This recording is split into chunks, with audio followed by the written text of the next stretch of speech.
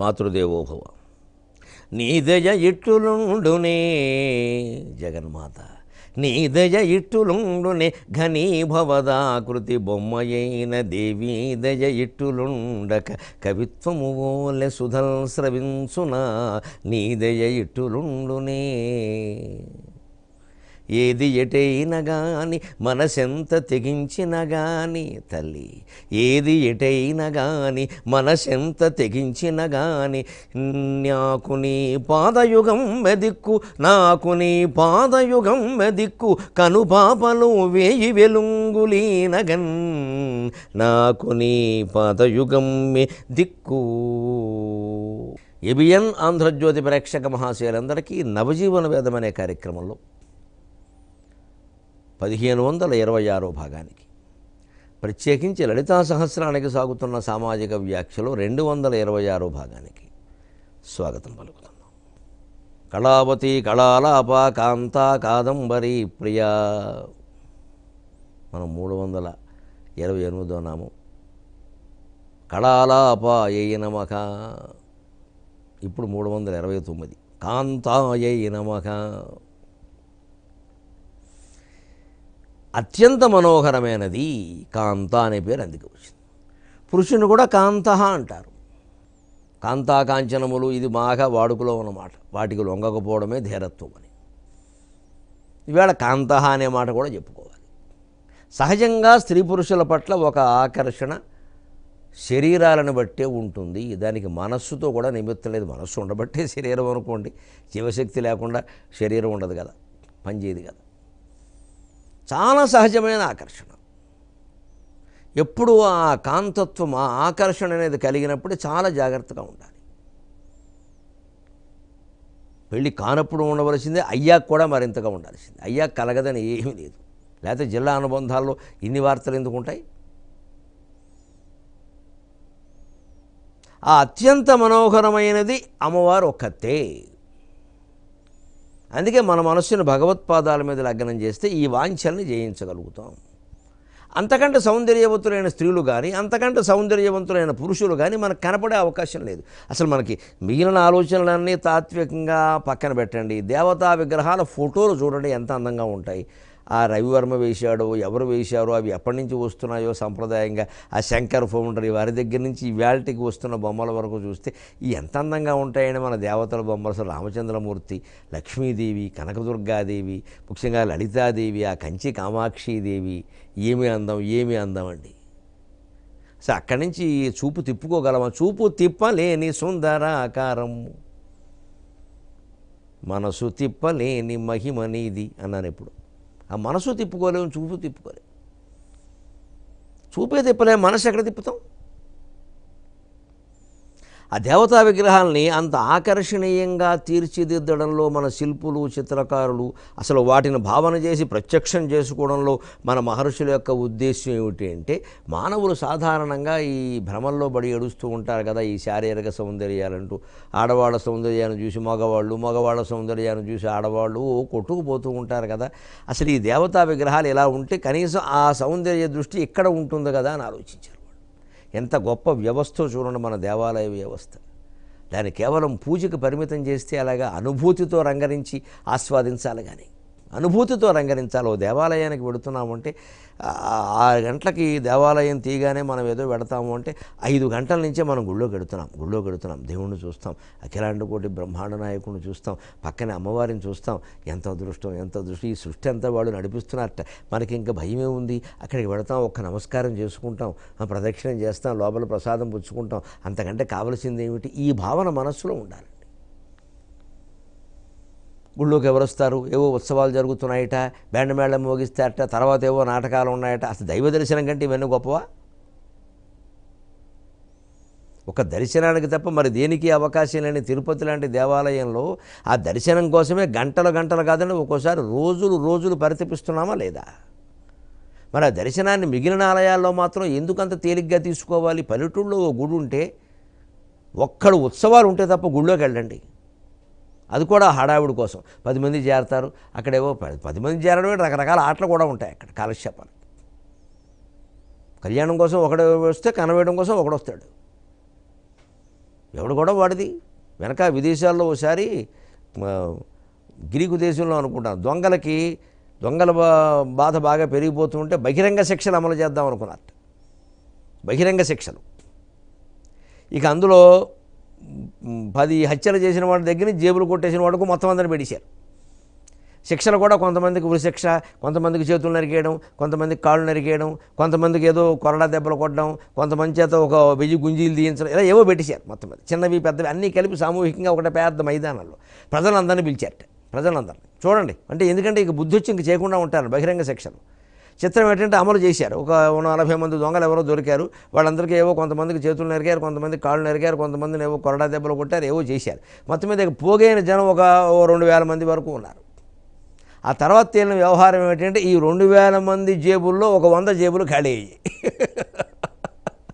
దొంగలు వచ్చారు అక్కడికి. ఇప్పుడు వాళ్ళకి ఎప్పుడు శిక్ష వేయాలి? వాళ్ళకి బహిరంగంగా శిక్ష చేయడం కోసం మళ్ళీ ఒక 1000 మందిని పోగేస్తే మళ్ళీ ఎన్ని జేబులు ఖాళీ అవుతాయి? ఇది చమత్కారంగా చెప్పుకుంటారు ఇక్కడికి గ్రీకు కథల్లో. ఏదో బహిరంగంగా శిక్ష వేద్దామంటే అక్కడ జేబులు ఖాళీ. ఆ దొంగలు మిగిలిన వాళ్ళు ఏమనుకున్నా వాళ్ళు ఎందుకోసం వస్తే మనకెందుకు, మన పని మనం చూసుకుందాం. అదే అంటారు, కళ్యాణం చూడడం కోసం ఒకడు వస్తే కనవేయడం కోసం ఒకడు వచ్చాడు. రైల్వే స్టేషన్లో నుంచి ఏదో వీడియో ఏదో వస్తుంటే పైనుంచి అలా చూస్తూ ఉంటాడు. వాడు చూస్తూ కింద నుంచి వీడు జేబుకి వచ్చేస్తాడు. వాడు వాడికి టీవీ మోజు లేదు, మరి జేబు మోజే. అంటే మన ఆకర్షణలు ఎప్పుడు మన పక్కదారి పట్టించకూడదు. అందుకోసం దేవతలంతా ఆకర్షణీయంగా ఉంటారు. అందుకే అత్యంత మనోహరమైనటువంటి లలితాదేవి చిత్రాన్ని మించినటువంటి దేవతా చిత్రం కూడా మనకు కనపడదు. అందుకే ఆవిడ కాంతాయై నమః. ఇక దీనికి అంతరార్థం ఏమిటయ్యా? కం బ్రహ్మైవ అంతక సిద్ధాంతక యయాస కాంత అన్నారు.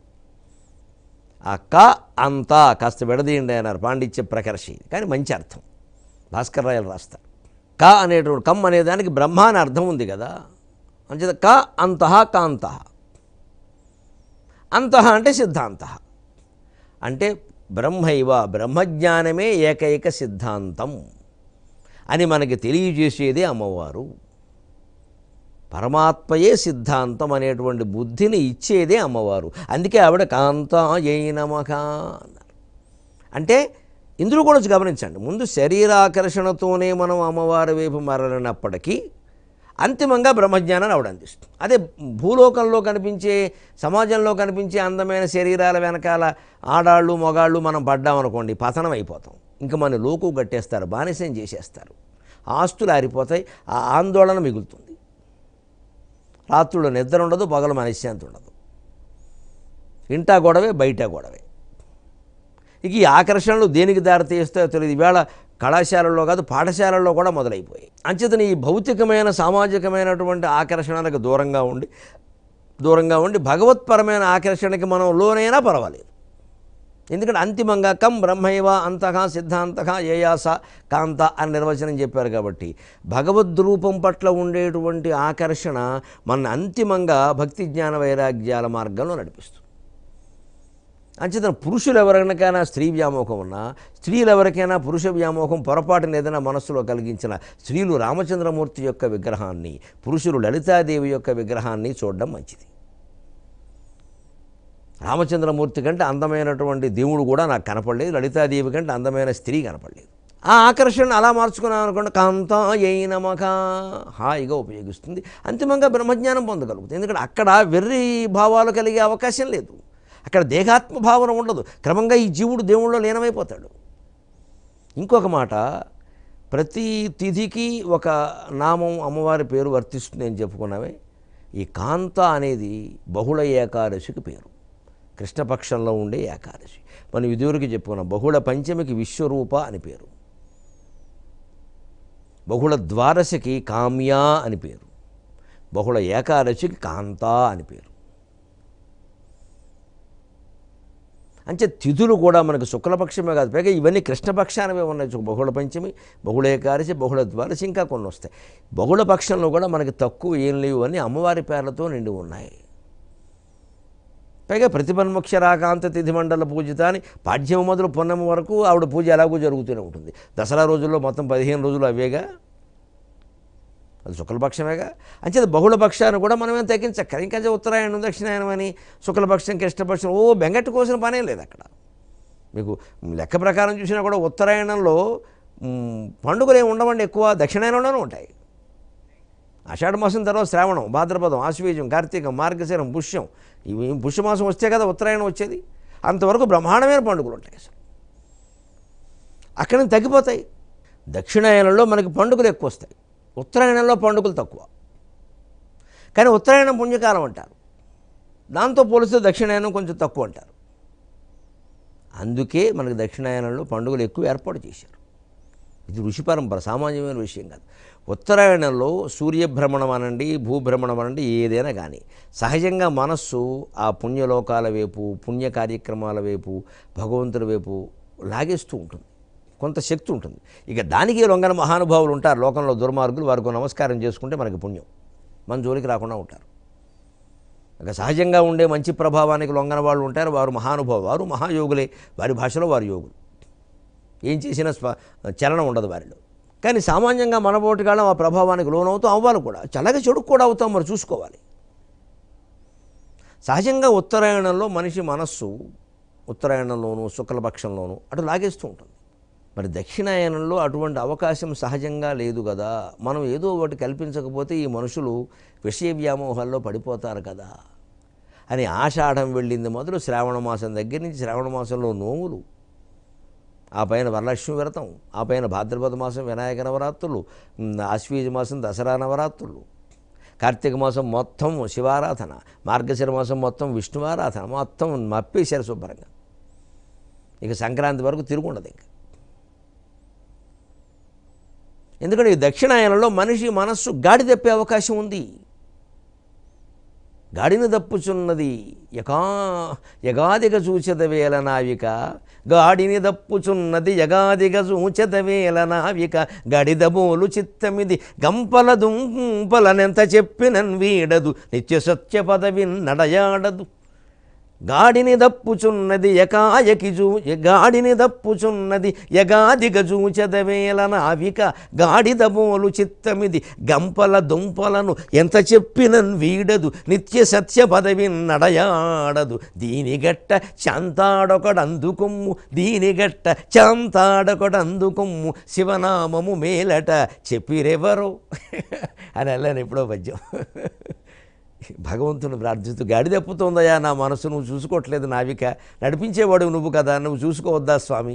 గాడిద పోలు చిత్తం ఇది గంపల దుంపలనంత చెప్పినను వీడదు, అది ఇది ఆలోచన జరిగినవి జరగబోయేవి ఏంటి కర్మ, ఎంత చెప్పినా యథవ మనస్సు ప్రశాంతంగా ఉండదు అని నా మనస్సు గురించి నేనే చెప్పుకున్నా, మీకు ఉపయోగపడుతుంది కూడా చెబుతున్నాను. గాడిద పోలు చిత్తం ఇది గంపల దుంపలను ఎంత చెప్పినను వీడదు, నిత్య సత్య పదవిని నడయాడదు. ఇన్ని పుస్తకాలు చదువుతున్నా, ఇంత జ్ఞానం పొందుతున్నా, ఆ సత్య మార్గంలో, ఆ బ్రహ్మజ్ఞానంలో, అనంత ఆత్మనిష్టలో ఉందామంటే వీలుగాదయ్యే, పక్కకి లాగేస్తూ ఉంటుంది అస్తమానం శాంత.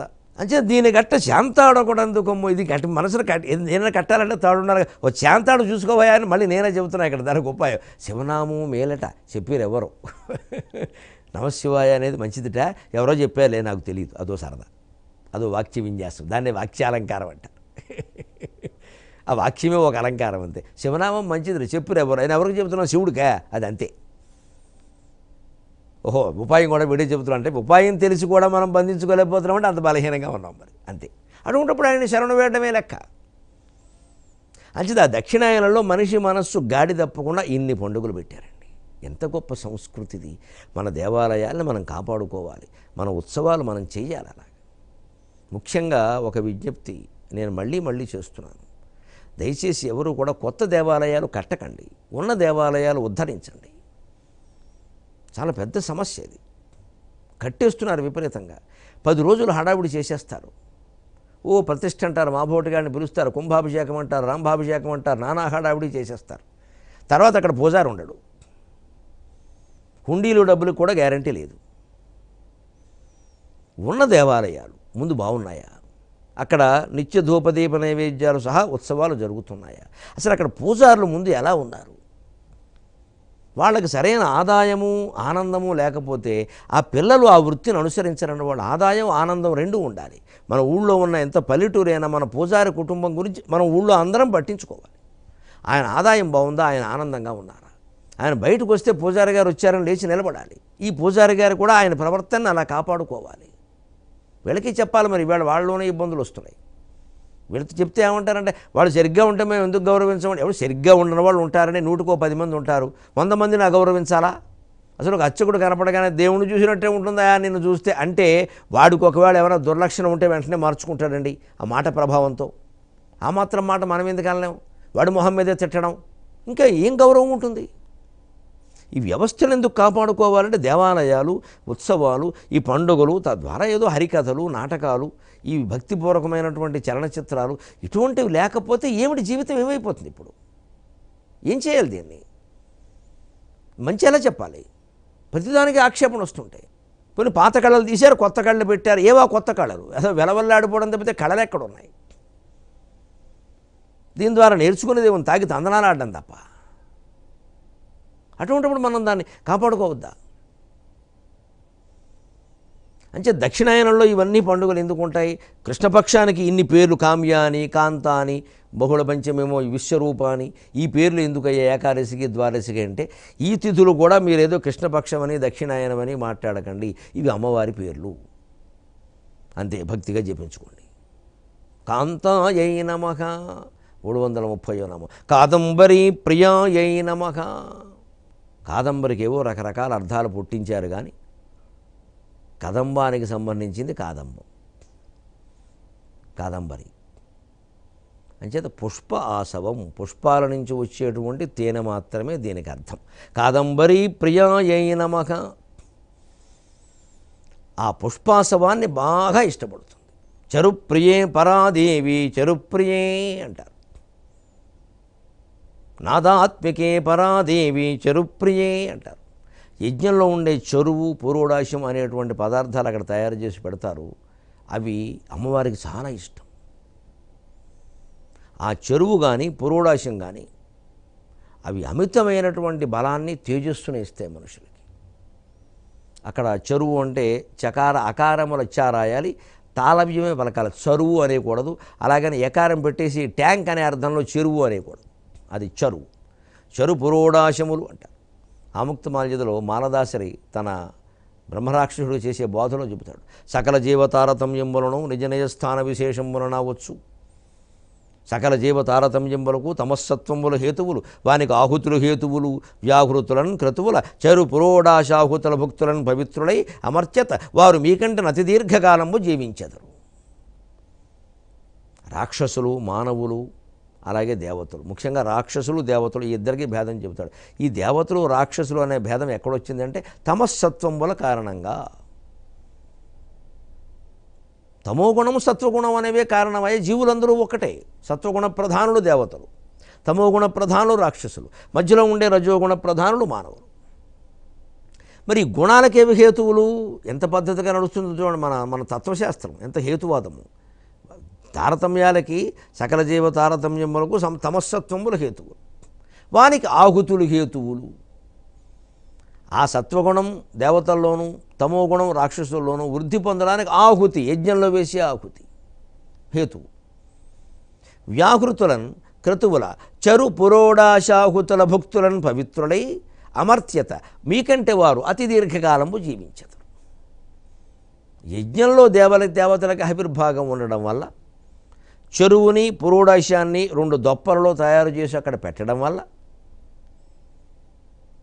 దానికి మళ్ళీ వ్యాహృతులను మంత్రపూర్వకంగా ఏర్పాటు చేయడం వల్ల ఈ మంత్రశక్తి, ఆ చెరువులో ఉండేటువంటి శక్తి, ఆ పురోడాశంలో ఉండేటువంటి శక్తి వాయువుని, అగ్నిని, మేఘాలని, ఇంద్రశక్తిని అన్నిటినీ ప్రచోదితం చేసి బలవత్తరం చేస్తుంది.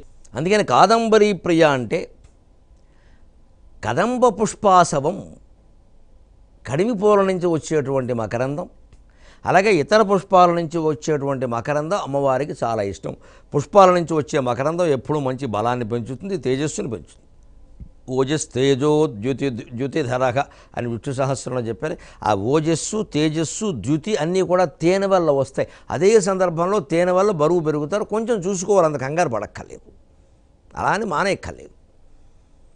రోజు 1 చెంచా తేనె నిమ్మరసంతో కలిపి తీసుకుంటే అసలు వైద్యుని దగ్గరికి వెళ్ళే అవసరం రాదని చెప్తారు. పొద్దున్న పరగడుపున 1 చెంచా తేనె నిమ్మరసంతో కలిపి ఆ పైన ఏ మినపరొట్టో చేసినప్పుడు కాస్త భ్రమపడితే తేనె కూడా పక్కనే కొద్దిగా చేసుకుని పర్వాలేదు. ఇక అందులో ముంచి ఎక్కర్లేదు. ఆ పరిమితిని పాటిస్తే ఎప్పుడూ ఈ పదార్థాలు మేలే చేస్తాయి. అందులో తేనె ఇంట్లో ఉండి తీరాల్సిన వస్తువు. ఇవాళ ఇంట్లోనూ లేదు, మనుషుల మాటల్లోనూ లేదు. అందుకనే కాదంబరీ ప్రియాయై నమః, కాంతా కాదంబరీ ప్రియా కళావతి కళాళాప, కాంతా కాదంబరీ ప్రియ వరదా వామనయన వారుణీ మద విహ్వల. ఇప్పుడు 331వ నామం వరదాయై నమః. వరం దదాతీతి వరద, కోరికలు తీరుస్తుంది. మన దేవతలందరికీ ఇలా ఒక అభయహస్తం, ఇలా ఒక వరదహస్తం ఉంటాయి. కొంతమందికి ఇది ఉంటుంది, ఇది ఉండకపోవచ్చు. కొంతమందికి ఇది ఉంటుంది, ఇది ఉండకపోవచ్చు. శ్రీ వెంకటేశ్వర స్వామికి వరదహస్తం, కుడి చెయ్యే వరదహస్తం, ఇది ఇలా ఉంటుంది ప్రత్యేకం. అభయహస్తం ఉండదు. అంత మాత్రం చేత ఆయన అభయం ఇయ్యడా? లలితాదేవికి అయితే ఈ అభయం వరదం రెండూ ఉండవు. ఇక్కడేదో అంకుశం పాశం అలాంటివి ఉంటాయి. ఆయా దేవతల యొక్క తత్వాలు, పురాణాల్లో వాటికి ఉండే కథలు ఆధారంగా ఆ రూపకల్పన జరిగింది. ఆ రూపం భగవంతుడు ఎందుకు ధరించాడు అంటే ఆ సందర్భం అటువంటిది, అంతే. ఆ సందర్భాన్ని బట్టే ఆకారం.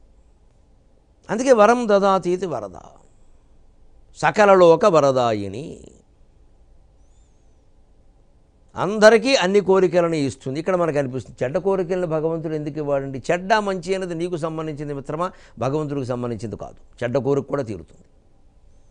ఇది ఆశ్చర్యకరంగా ఉండొచ్చు, ఇబ్బందిగా ఉండొచ్చు, కానీ వాస్తవం.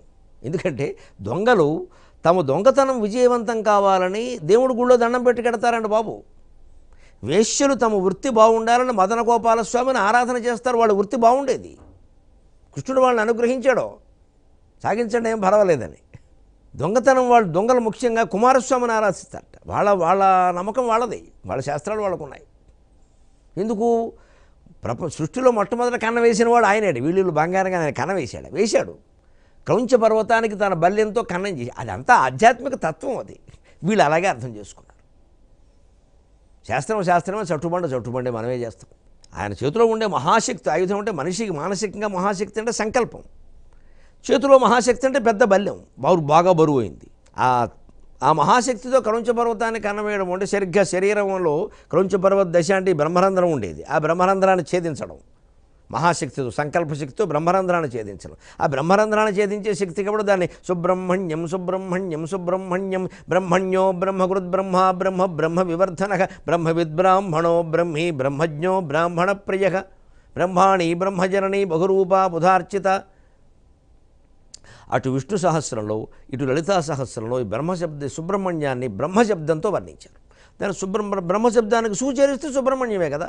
బ్రహ్మణ్యో సూచర్చన సుబ్రహ్మణ్యో బ్రహ్మకృత్ సుబ్రహ్మకృతు బ్రాహ్మీ సుబ్రహ్మీ అంతే ఈ లెక్క. గొప్ప బ్రహ్మజ్ఞానమే సుబ్రహ్మణ్యతత్వం, గొప్ప బ్రహ్మజ్ఞానం. సుబ్రహ్మణ్యారాధన చేస్తున్నాం మనం అంటే మన పీఠంలో, మన ఉండే చోట ఆలయంలో సుబ్రహ్మణ్య స్వామి ఉన్నాడు అంటే బ్రహ్మజ్ఞానానికి సంబంధించిన విషయం తప్ప మన నోటమట మరొకటి రాకూడదు. లేదా సుబ్రహ్మణ్యమే స్వామే శపిస్తాడు. నన్ను ఆరాధిస్తున్నవాడు నువ్వేం చేస్తున్నావు రా అబ్బాయి అని, ఏం మాట్లాడుతున్నావు, ఏం చేస్తున్నావు, నీకు ఎందుకు ఈ అనవసరపు వ్యవహారాలన్నీ అని సుబ్రహ్మణ్య స్వామి శిక్షిస్తాడు. సుబ్రహ్మణ్య ఆరాధన అంటే బ్రహ్మజ్ఞానం గురించి మాట్లాడదు, ఇంక వేరే విషయాలు మాట్లాడదు, అంత గొప్పది అది. క్రౌంచ పర్వతానికి రంధ్రం వేయడం అంటే, మహాశక్తితో రంధ్రం వేయడము అంటే భౌతికంగా బల్యంతో ఒక కన్నం వేయడం. దాని అంతరార్థం ఏమిటంటే సంకల్పశక్తితో బ్రహ్మరంధ్రాన్ని ఛేదించడం. అందుకే క్రౌంచ పర్వత రంధ్రం నుంచి హంసలు మాత్రమే ప్రయాణిస్తాయి. పురాణ కథ ఎంత గొప్పగా ఉంటుందో నిజంగా. ఆ పురాణాలంటే నాకు పిచ్చి ప్రేమ, కానీ సరిగ్గా వెళ్ళట్లేదు జనంలోకి. నా తాపత్రయం అది. నాకు వీలైనంత చెప్పే ప్రయత్నం చేస్తున్నా. అందుకే ఎక్కడికి వెళ్ళినా సరే ఈ మధ్య ఈ మానేస్తాన్ని ప్రకటించాక 2-3 నెలల బట్టి నేను ఎదుర్కొంటే ఇబ్బందులు, మానొద్దు కన్నీళ్లతో ప్రార్థిస్తున్నారు. గుండె కరిగిపోతుంది నిజంగా. నాకు ఈ తాపత్రయం పురాణాలు చదువుతున్నాడు. అయ్యో ఇంత మంచి కథ జనంలోకి అలాగే పిచ్చిగా ఏదో మాయా మహిమాని వెళ్ళిపోయింది. క్రౌంచ పర్వతం చుట్టూ తిరగమంటారు, అదే ఏదో మారేడాకు పెట్టమంటారు, మందార పువ్వు పెట్టమంటారు. ఏమిటిది? ఆ క్రౌంచ పర్వతం ఎక్కడుంది? మన శరీరంలో ఉంది, బ్రహ్మరంధ్ర స్థానంలో ఉంది. దానికి కొట్టే రంధ్రం అంటే బ్రహ్మరంధ్ర ఛేదనం. దానికి ఆయుధం మహాశక్తి అంటే సంకల్పశక్తి. దానికి సుబ్రహ్మణ్య స్వామికి 6 తలలు ఎందుకంటే షట్శాస్త్రాలు, షట్చక్ర సంచారం. ఆయన నెమలి వాహనం ఎందుకయ్యా? పామును నెమలి అదుపులో పెడుతుంది. ఆ పామే కుండలిని శక్తి, దాన్ని అదుపులో పెట్టేదే మయూర శక్తి. పైగా నెమలి ఎగురుతుంది, గమనించండి. మీకు నెమలి గరుత్మంతుడు ఎగిరినట్టు ఎగరదు, కానీ ఒక భవనం మీద ఉండే నెమలి ఇంకో భవనం మీదకి ఎగురుతుంది. అంతవరకు ఇంకా ఆకాశంలో విపరీతంగా ఎగరలేదు అది. సరిగ్గా మన లోపల ఉద్యానపీఠనలయ ఆ బిందు మండలవాసిన ఆ ఉద్యానపీఠం అంటే ఉద్యానం పైకి ఎగరడం, అదే మయూర శక్తి. ఆ మాత్రం ఎగరగలిగితే చాలు. ఇప్పుడు మణిపూర చక్రం నుంచి ఉద్యానపీఠనలయ అనాగతం, ఇక్కడి నుంచి ఎక్కడికి, అదే నెమలి సరిగ్గా ఈ భవనం నుంచి ఆ భవనం మీదకి చాలు. అది సుబ్రహ్మణ్య శక్తి. ఇప్పుడు ఆ వాహనంలో, ఆ శిరస్సులలో, ఆ షణ్ముఖాలలో, ఆ మహాశక్తి అనే ఆయుధంలో, ఆ క్రౌంచ పర్వతానికి వేసేటువంటి కొట్టినటువంటి రంధ్రంలో, వేసిన కన్నంలో పోని ఎంత అంతరార్థం ఉందండి. ఇవన్నీ మనకు కావాలి. దొంగలకి ఏం కావాలి? కేవలం కన్నవేయడం కావాలి. అందుకని వాళ్ళు ఆరాధిస్తారు. అందుకని భగవంతుడు వాళ్ళ కోరికలు తీరుస్తాడు. బాగుంది, వాళ్ళ వృత్తి పని ఏదో వాళ్ళు చేసుకుంటారు. కానీ వీళ్ళ ఐశ్వర్యాలు ఎక్కువైపోయాయి, కొంతమంది వేరే అనుభవించకపోతే అలాగా. అంచేత భగవంతుడు మంచి కోరికలు తీరుస్తాడు, చెడ్డ కోరికలు తీరుస్తాడు కోరడాన్ని బట్టి. అంచేత దాని ఫలితాలు కూడా మరి మంచి చెడ్డ వీళ్ళే అనుభవించాలి, ఆయనేం అనుభవించాడు. ఇది గ్రహిస్తే మనకు మంచి కోరికలే కోరతాం, చెడ్డ ఎందుకు కోరతాం? సెలవు. ఆ మంచి కోరికే ఆంధ్ర భాష చిరకాలం హాయిగా ఉండాలని కోరుకుంటాం.